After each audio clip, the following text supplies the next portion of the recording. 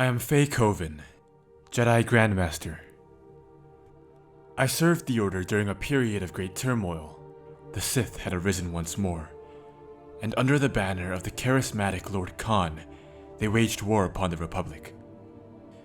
For nearly a decade we fought, and only through the heroic sacrifices of Lord Hoth and the Army of Light did we prevail.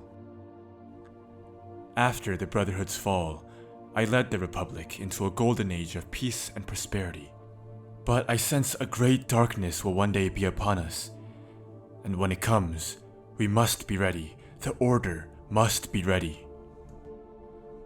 The following sets of instructions are to be used as guidelines for young initiates, as they familiarize themselves with their teachings and the ways of the Force.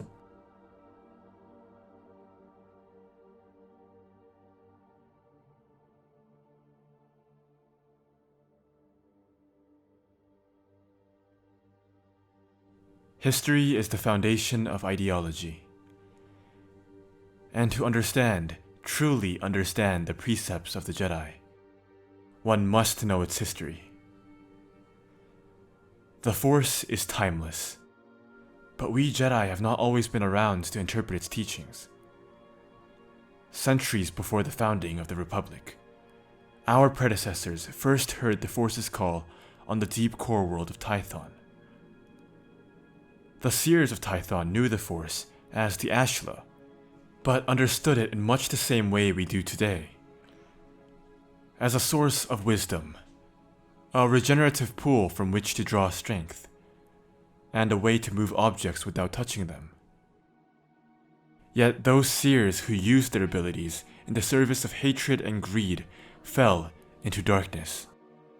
The Force Wars of Tython are the earliest recorded conflicts between the light and the dark, battles that would be mirrored over centuries as the Jedi and Sith crossed blades. From Tython, the first Jedi Knights spread into the galaxy as proactive defenders of the light, settling on the planet Ossus. When the Galactic Republic announced its peaceful formation, the Jedi vowed to defend its ideals of exploration, knowledge, and justice. Ossus remained the center of the Order, but during the Great Sith Wars, the explosion of the Kron supernova scoured the surface of that proud planet. Those few treasures that could be saved found a new home in Coruscant's Jedi Temple. On many occasions, war darkened our doors, including the famous sacking of Coruscant, which left the temple a smoking battleground.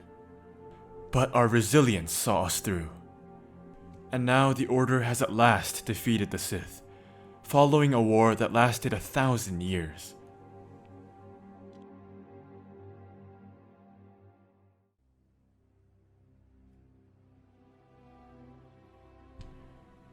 For 40 years, the Jedi Code has been my focus, as it will become yours. It is the philosophy upon which stands the Jedi Order. It is a pledge of protection to the citizens of the Republic. It is an encapsulation of our connection with the Force. As a Jedi, you must be faithful to the spirit of the Code. Every day you must ask yourself, do I understand it?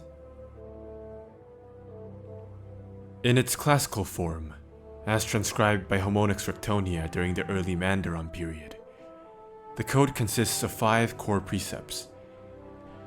There is no emotion, there is peace. This principle guides all meditations and interactions with all others. It reaffirms the Jedi ideal to act without recklessness, and to view the actions of others through the pure lens of the unifying Force. There is no ignorance, there is knowledge. Those who do not understand this basic precept are quick to fear, and fear is the path to the dark side. There is no passion, there is serenity. A subtle extrapolation of the first precept, this reminder to act dispassionately in every deliberation extends to personal obsessions and is a reminder not to elevate the self above the mission. There is no chaos, there is harmony. Those who cannot see the threads uniting all life view existence as random and without purpose. The Jedi perceive the structure and will of many galaxies. There is no death, there is the Force. All things die, but the Force lives on. As beings who exist as shades of the Force, the end of our existence in this form is not to be overly mourned. We are parts of an energy larger than ourselves, and we play roles in the cosmic fabric that outstrip our incarnate understanding.